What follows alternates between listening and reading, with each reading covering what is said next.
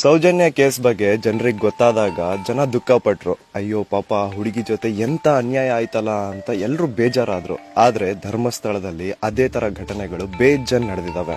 ಅದರಲ್ಲಿ ಒಂದು ಕೇಸ್ ಬಂದು ಅನನ್ಯ ಭಟ್ ಕೇಸ್.